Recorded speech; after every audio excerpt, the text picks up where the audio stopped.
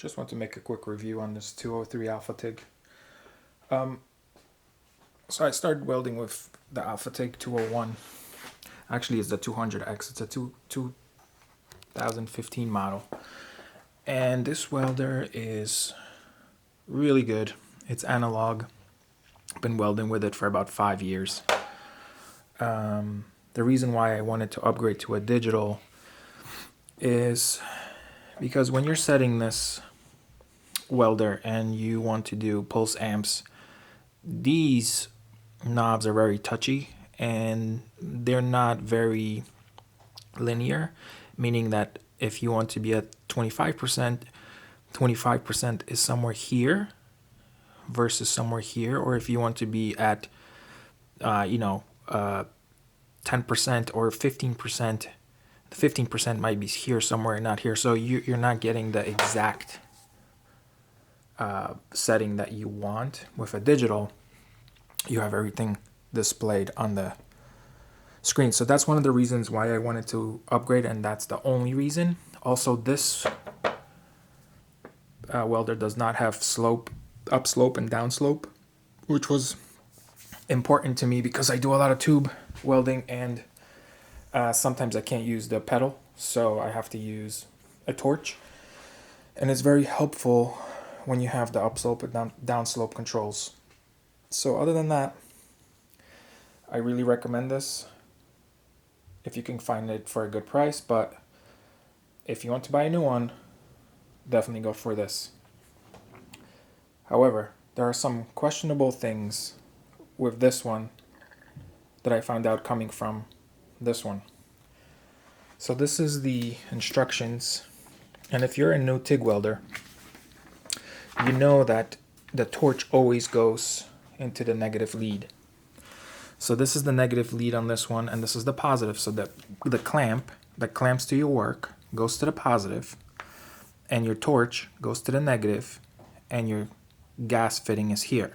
So notice how the gas fitting is next to the negative terminal. With this one, for some reason, and I don't know why, the negative is here, so this is where you plug in your torch, but the gas outlet is all the way here. So this is kind of questionable design because the torch that came with it, which is the flex torch, it's a decent torch, has a very long gas hose, right? So when you plug this guy in, like so, when you plug this guy in, the gas hose has no problem reaching the outlet. It's long enough. So this is what came with this welder. However, if you want to use a CK torch that I have here, this is my standard 17 CK torch made for the AlphaTIG 201. This lead, this hose is short.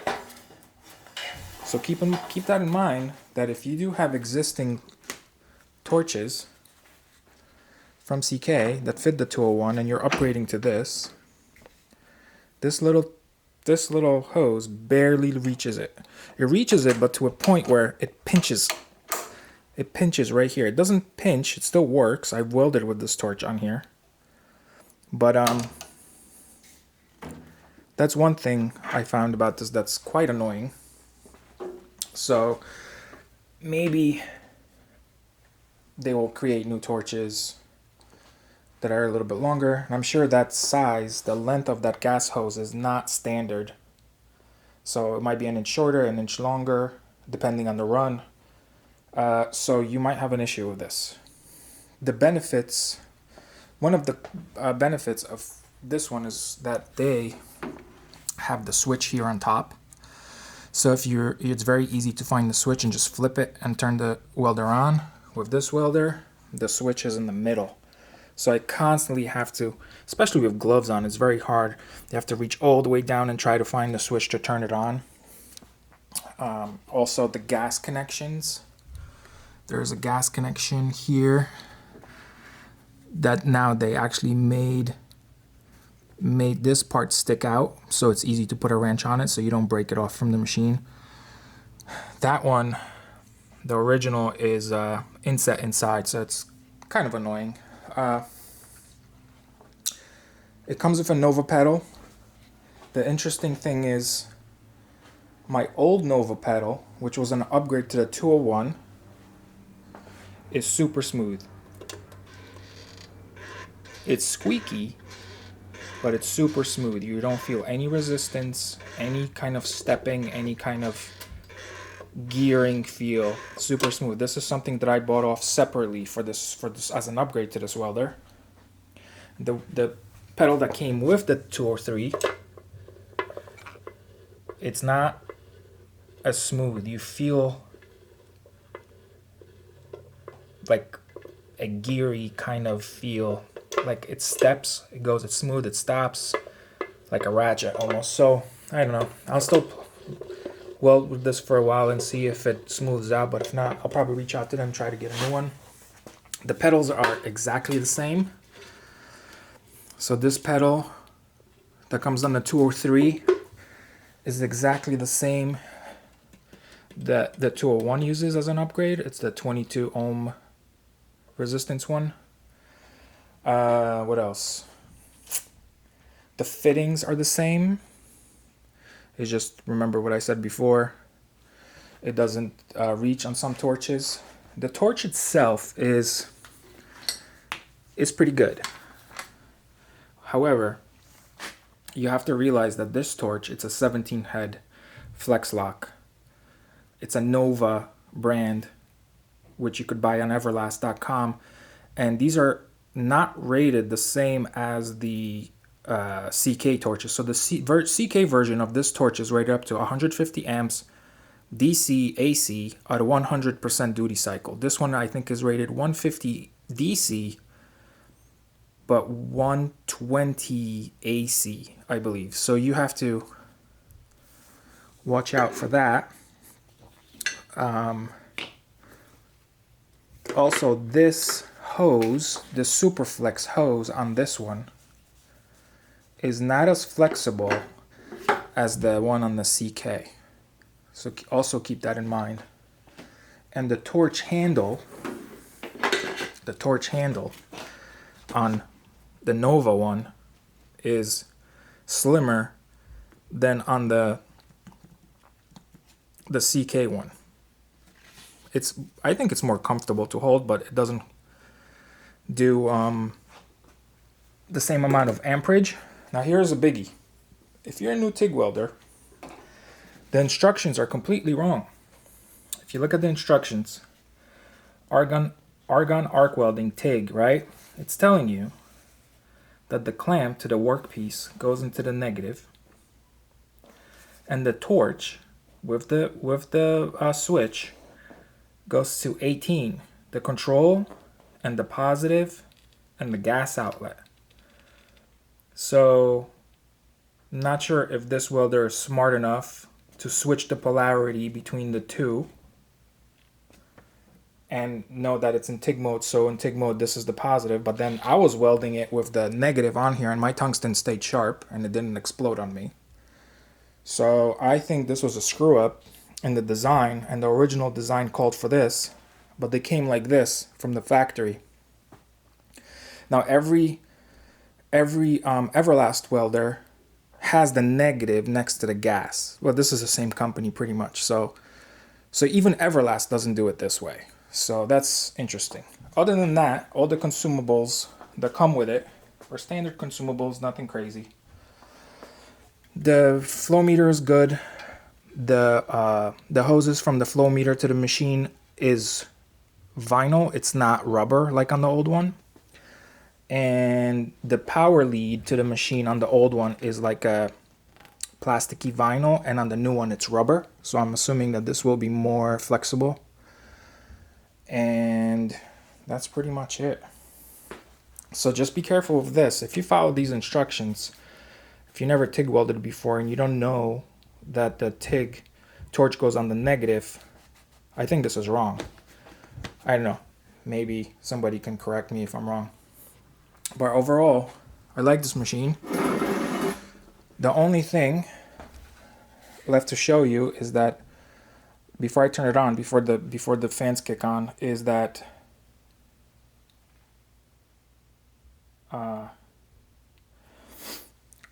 it does have pulse mode, and it does have upslope and downslope, which was not shown on all the other reviews. So I'll just run you through that thing real quick on AC and DC to show you. Once I turn it on, you probably won't be able to hear me.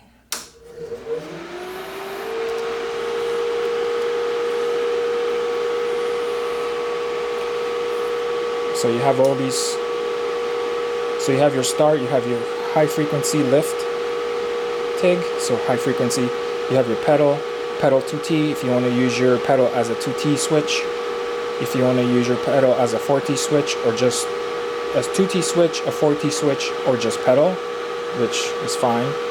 It works well. So as you can see here, you have pre-flow, post-flow, start, and upslope, downslope, so that exists in AC. Frequency, balance exists in AC. Now, I didn't see how you turn on the pulsing in AC. So this little arrow, now you can turn on pulse. So let's change it to DC now. So in DC, same thing, pre-flow, post-flow, start, and upslope, downslope. Now if you want to put on pulse, you hit here, now you have the pulse settings. It takes a little bit to get used to. When you scroll through the menus, let's say you get past one, you would think that this button will put you back, but it doesn't. It turns off the pulse, and then you have to start all over, so that's a little annoying. Another thing that's kind of weird is that if I am setting amps, let's say I set to 125 amps, and I walk away from the machine, since it's in pedal mode, it's going to show you the lowest starting amperage instead of the amps you set it to. So now it's at 125 amps, but now if you look at it, you say, well, it's set to 5 amps. Well, that's not true. 5 amps is the lowest starting current with the pedal plugged in. And this is not a fault of the machine, it's actually in the instructions, and that's exactly what it's supposed to do. So it's kind of annoying because you can't quickly tell what your amp's set at, so you would have to either, I'm guessing, hit one of these and just wait, or what I do, I just touch the knob. So I would just go like this, touch the knob, and see, okay, I'm at 125. So that's a little annoying. I wish that main amps would stay on here, and it would change to the actual amps of welding current when you start welding. You got AC stick, DC stick, and then the rapid set, which I don't use because this is pretty straightforward. That's it. Pre-flow goes from 10 to 0. Post-flow goes from 10 to 0. Start amps from 10 on DC, and I think on AC goes from 20. You got end amps, same thing, 200. Upslope. Since it's on pedal, you can't go into upslope, so you have to change it to, let's say, 2T. So upslope is from 0 seconds to 10 seconds. Downslope is from 0 seconds to 25 seconds. Pulse is from frequency of 0.5 to 250. Base amps, 5% to 95%. Time on, 10% to 90%. And just to show you what AC does, AC frequency goes from 20 to 200, and the balance goes from 20 to 80. So pretty cool. I hope it lasts. It's much smaller than this welder. It's much lighter than this welder. Still, this is a great welder, great buy. If you're just doing pedal work and you don't need the torch, I think this is more than enough. It's lasted me forever. It never overheated, it never failed. It always turned on, always welds great. This one is just a little bit more features, and for the price that I just paid for it now, which I think it's just an introductory price, I think it was a well worth the upgrade. So that's all I gotta say, and I'll keep you posted. Thanks.